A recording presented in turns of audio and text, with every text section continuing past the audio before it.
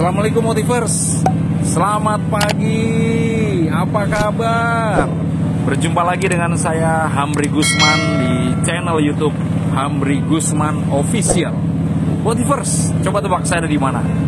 Yes, saya sedang berada di atas klotok atau perahu tradisional Banjar. Ya, saya ada di atas klotok di Sungai Martapura di Banjar, Kalimantan Selatan. Motivers, pada kesempatan yang berbahagia ini saya berkesempatan menghirup udara segar. Ini pagi-pagi ya. Ini hari Sabtu, tanggal 10 April 2021. Saya menghirup udara segar bersama teman-teman tim Motivasi Indonesia. Hari ini kita akan menuju Pasar Terapung ya, yang khas di Banjar, dan juga saya akan memberikan motivasi yang sangat dahsyat, yaitu 3 ciri-ciri calon orang besar.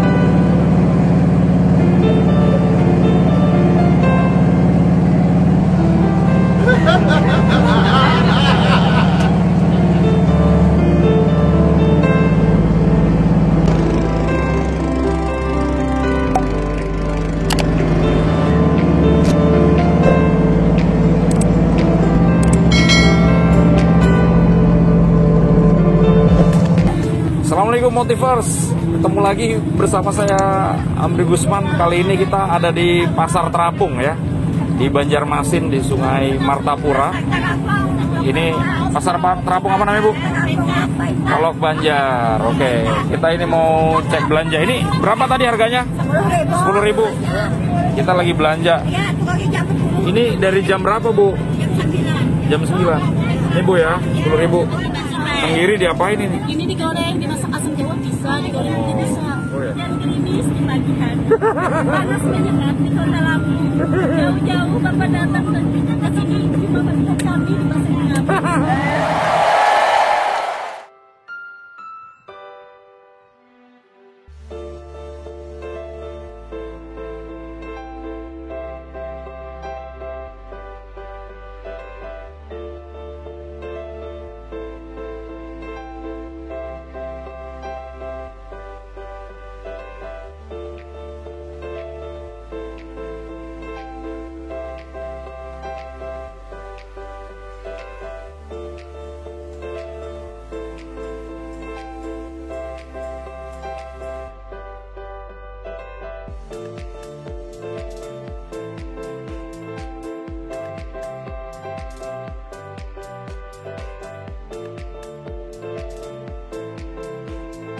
Baik Motivers, ya itu tadi situasi saat kami belanja ya di Pasar Terapung. Luar biasa, kearifan lokal Indonesia memang tiada duanya. Baik Motivers, kita akan mengulas mengenai 3 ciri-ciri calon orang besar. Motivers, calon orang besar bukan yang seperti ini ya.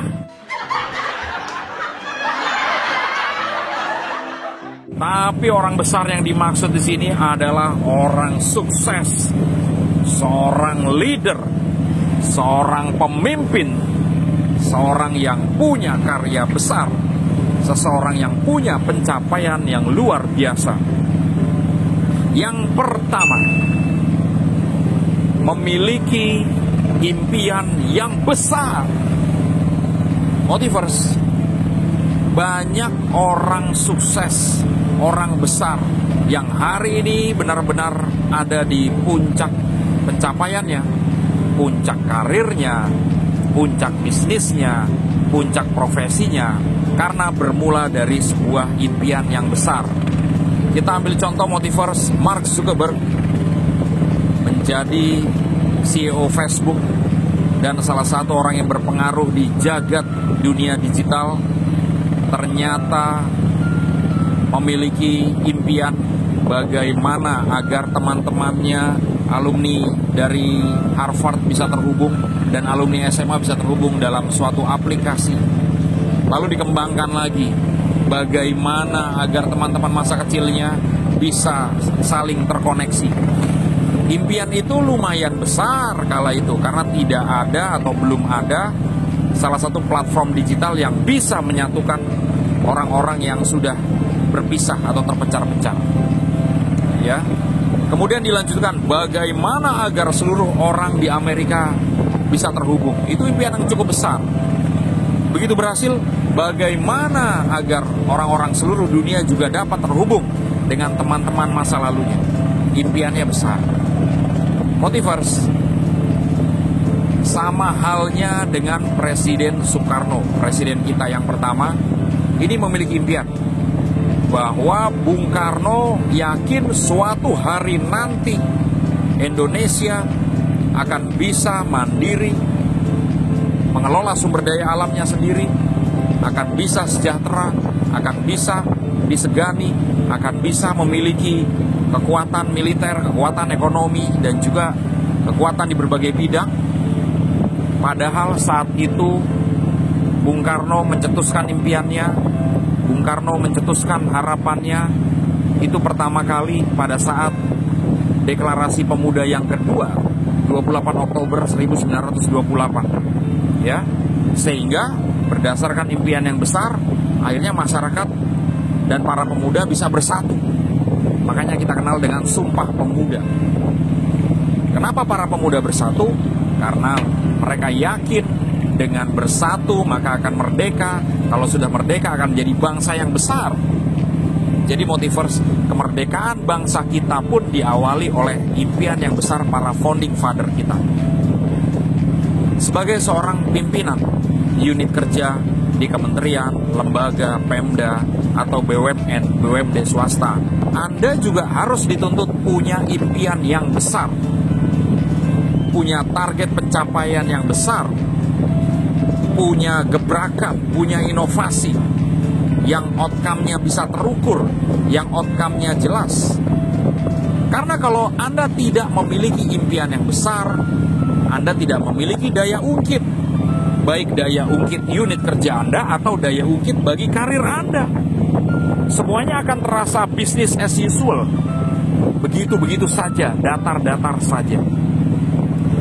Tapi kalau Anda punya impian yang besar, maka tim Anda 100 orang, 150 orang, 200 orang akan penuh semangat. Energi mereka akan besar. Kenapa? Karena Anda menargetkan sesuatu yang besar. Nah, impian besar ini tentunya juga harus memiliki arah yang jelas, memiliki cita-cita yang jelas. Sebagai contoh, saya bermimpi ingin membuat suatu inovasi agar unit kerja saya outcome-nya bisa lebih terukur, agar lebih banyak masyarakat yang bisa teredukasi mengenai pangan aman, obat aman, misalkan dari BPOM. Nah, ya. Kalau Anda masih pakai cara-cara yang kecil, maka outcome-nya, dampak yang dirasakan masyarakat juga akan kecil. Tapi impiannya besar, saya akan bikin inovasi A, saya akan bikin inovasi B, ya. Nah, itu Motiverse. Yang jelas impian yang besar. Sebagai seorang motivator, saya juga punya impian yang besar. Saya bermimpi, saya akan memiliki sebuah komunitas bisnis terdiri dari minimal 2.000 orang sampai akhir tahun ini. Saya bermimpi saya memiliki tim yang kuat, tim yang solid, sehingga kami bisa lebih banyak lagi melayani masyarakat Indonesia, bisa lebih banyak lagi melayani aparatur negara, ASN, TNI, Polri, karena mungkin selama ini jumlah demand kami lebih tinggi daripada supply atau daripada kekuatan kami, ya. Saya bermimpi suatu saat punya 100 tim, 100 SDM, insya Allah ya, yang bisa melayani lebih banyak lagi umat dan masyarakat. Nah, Motivers, yang kedua, milikilah konsep eksekusi impian yang konkret. Motivers, banyak orang punya impian yang besar, banyak orang punya target yang besar, banyak orang ingin melakukan pencapaian yang besar, tapi dia lupa mendesain konsep eksekusi impiannya sehingga impiannya layak untuk dijalankan, sehingga impiannya mudah dibaca oleh timnya, dapat dimengerti, dan timnya pun dapat menjalankannya. Jadi apa? Setelah memiliki impian yang besar, kita harus membreakdown impian kita menjadi pencapaian tahunan. Kalau target tahun depan saya sudah memiliki 100.000 database yang KIE, berarti Anda harus membuat rencana per semester. Apa target Anda dalam satu semester? Dan di breakdown lagi, berarti Anda harus memiliki rencana per triwulan. Apa target Anda dalam triwulan? Di breakdown lagi, berarti Anda harus punya rencana bulanan. Apa target Anda dalam satu bulan? Di breakdown lagi, berarti Anda harus punya rencana mingguan. Apa target Anda dalam satu minggu? Terakhir, tentu saja di breakdown harian. Apa rencana Anda dalam satu hari? Karena sukses besar akumulasi adalah sukses-sukses kecilnya setiap hari. Maka milikilah time schedule, milikilah breakdown target kinerja, milikilah target unit kerja yang bisa dibagi rata tergantung SDM Anda. Anda punya 100 SDM, target Anda setahun bagi rata 100 SDM. Anda punya 9 SDM, target 1 tahun dibagi 9 SDM. Dibagi per semester, per triwulan, per bulan, per minggu, per hari, selesai.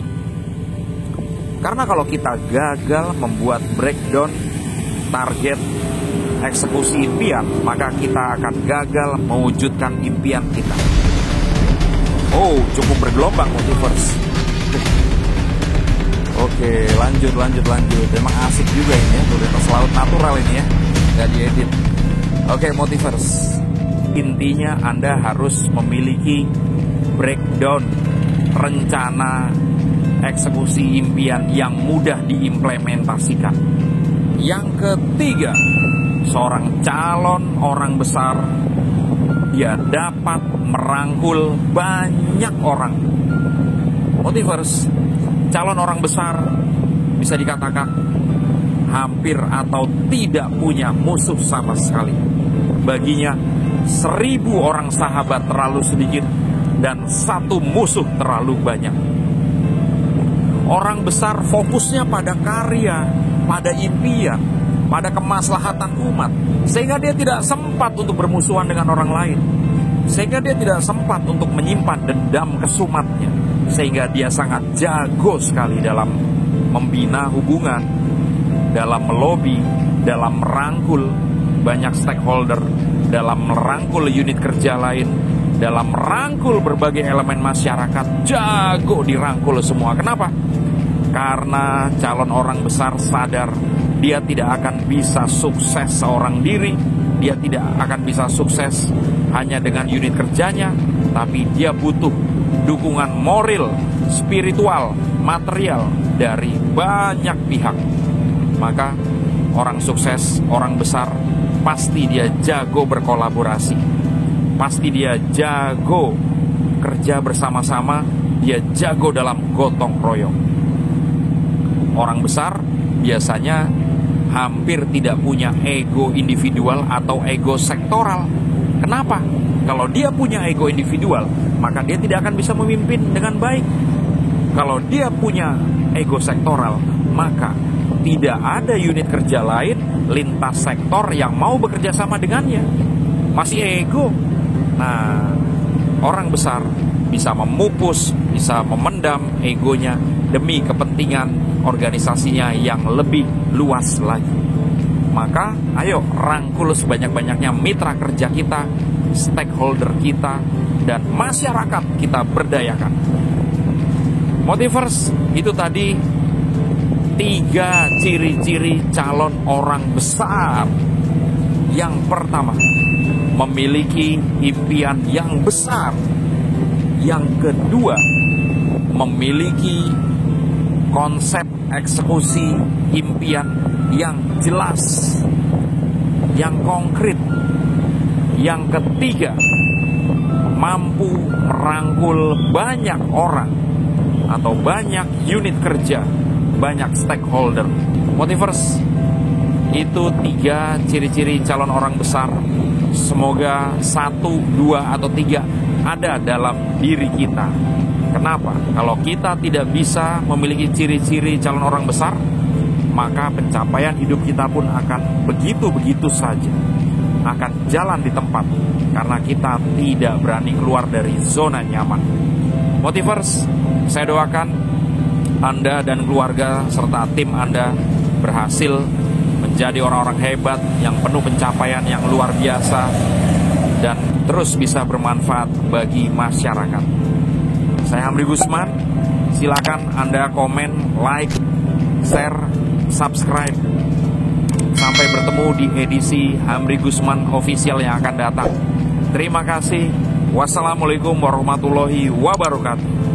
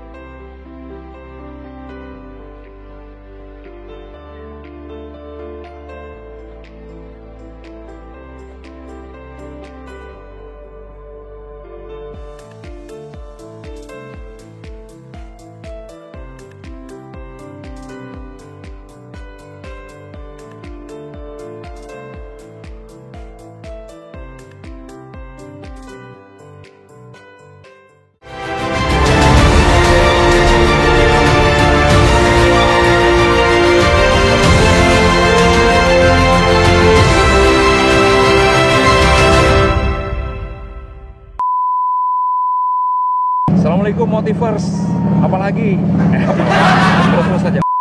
Bermimpi punya, sorry sebentar, lanjut aja terus. Yang ketiga apa nih teh? Lupa gue.